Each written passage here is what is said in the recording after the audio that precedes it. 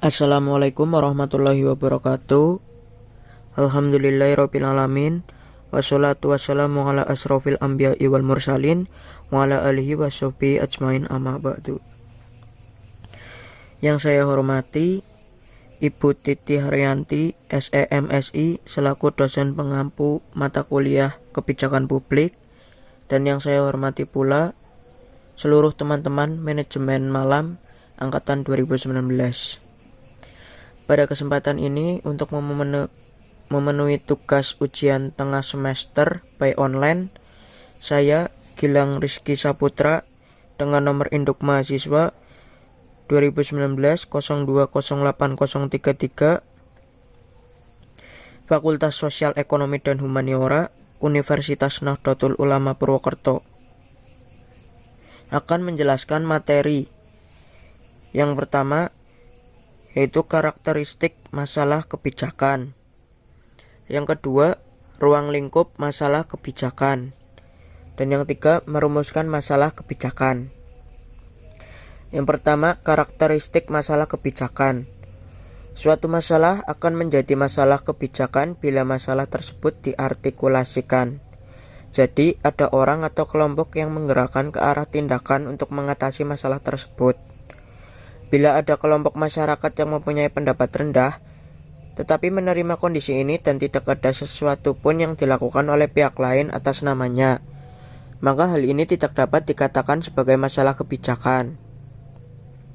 Karakteristik masalah kebijakan yang dua, ada perhatian dari masyarakat yang terorganisir.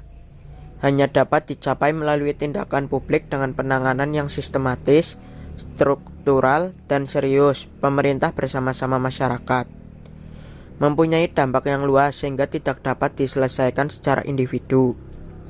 Konsekuensinya atau tidak terkandung pada sifat dukungan pihak-pihak yang berkepentingan terhadap masalah tersebut.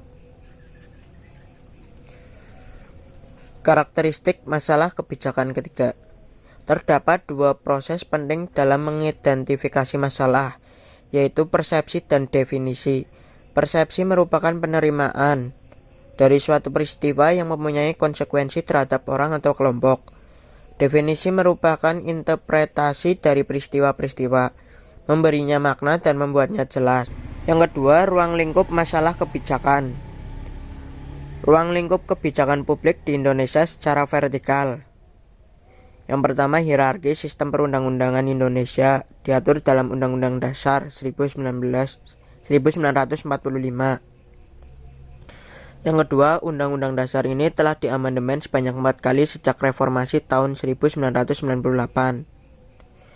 Yang ketiga, peraturan pemerintah merupakan perangkat hukum sekunder yang merupakan peraturan pelaksanaan sebuah undang-undang. Yang keempat, keputusan presiden. Kedudukannya lebih rendah daripada peraturan pemerintah yang merupakan perangkat pelaksanaan undang-undang dan program-program pemerintah. Dan yang kelima, peraturan daerah memiliki kedudukan paling rendah dalam hierarki sistem perundang-undangan di Indonesia.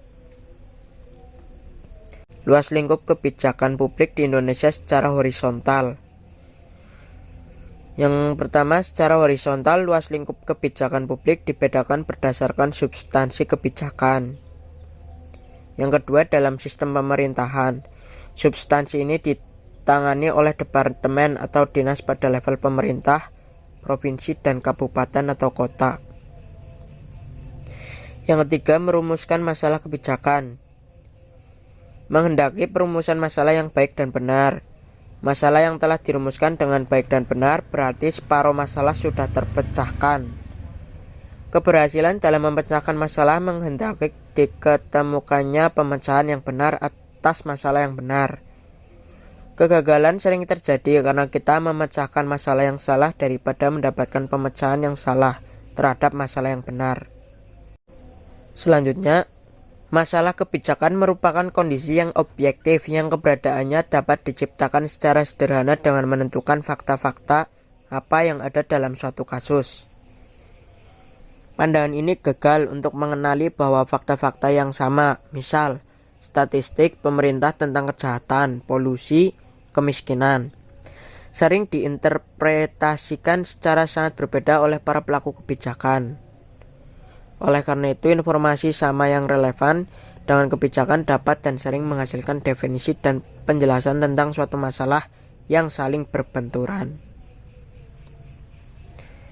Sekian penjelasan dari saya. Mohon maaf apabila ada kata yang kurang berkenan. Wabillahi taufiq wal hidayah. Wassalamualaikum warahmatullahi wabarakatuh.